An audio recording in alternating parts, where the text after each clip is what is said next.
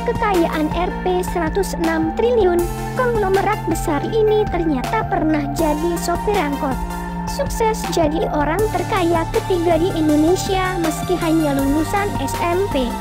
Banyak dari para konglomerat besar di Indonesia yang menyimpan sederet kisah inspiratif di masa lalu. Jauh sebelum mereka menjadi orang-orang kaya, kehidupannya penuh dengan usaha keras dengan penuh perjuangan. Hal inilah yang di kemudian hari menginspirasi banyak orang. Salah satunya adalah sosok Prajogo Pangestu. Lahir dengan nama Pangjung Pendi Sambas, Kalimantan Barat, ia harus melewati masa kecil dengan penuh kesusahan. Karena kondisi yang ada pada saat itu, Prajogo remaja pun hanya bersekolah hingga jenjang SMP saja. Namun beberapa puluh tahun kemudian, ia menjelma sebagai sosok konglomerat besar dengan kekayaan yang luar biasa. Pergi merantau ke Jakarta dan bekerja sebagai sopir angkot. Kondisi keluarga yang serba pas-pasan membuat Prajogo remaja harus memutar otak agar bisa membantu meringankan beban perekonomian kedua orang tuanya. Berbekal pendidikan SMP, ia mencoba mengadu nasib ke Jakarta. Sayang, ia tak kunjung mendapat pekerjaan. Tak tahan, Prajogo pun kembali ke Kalimantan dan bekerja sebagai sopir angkutan umum.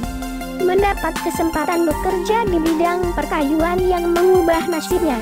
Pada saat menjadi sopir inilah titik terang mulai menghampiri Prajogo.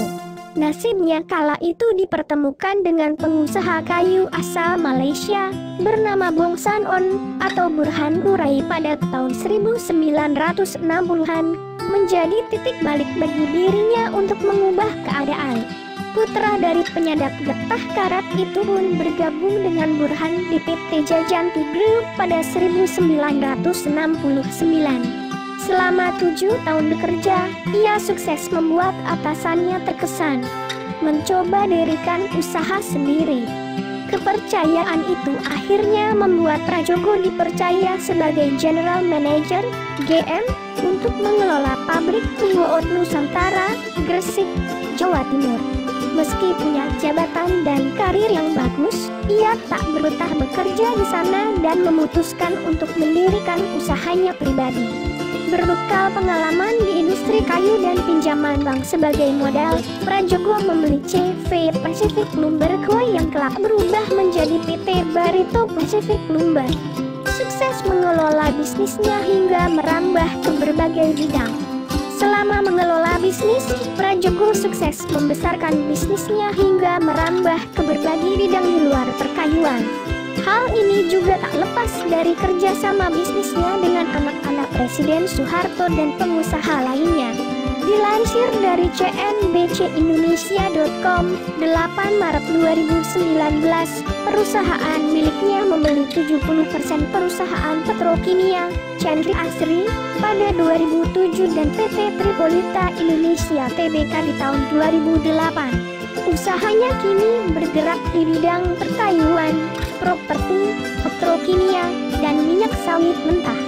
Mendapat penghargaan dari Presiden Joko Widodo. Berdasarkan keputusan Presiden Kepres 72-2019, Kepres 73-2019, dan Kepres 74-2019, Prajogo mendapat gelar Tanda Kehormatan 2019 dari Presiden Joko Widodo berupa penghargaan Bintang Jasa Utama. Selain dirinya, penganugerahan tersebut juga diterima oleh pengusaha Arifin Panigoro dan TP Rahmat. Keduanya juga merupakan pebisnis besar di tanah air. Berkat usaha dan kerja kerasnya selama ini, sosok Prajogo Pangestu masuk ke dalam daftar Forbes sebagai Indonesia's 50 Richest 2019 atau 50 orang terkaya 2019 dengan jumlah harta sebesar Rp87.679 triliun. Alhasil, dirinya menempati urutan ketiga sebagai salah satu konglomerat terkaya di Indonesia.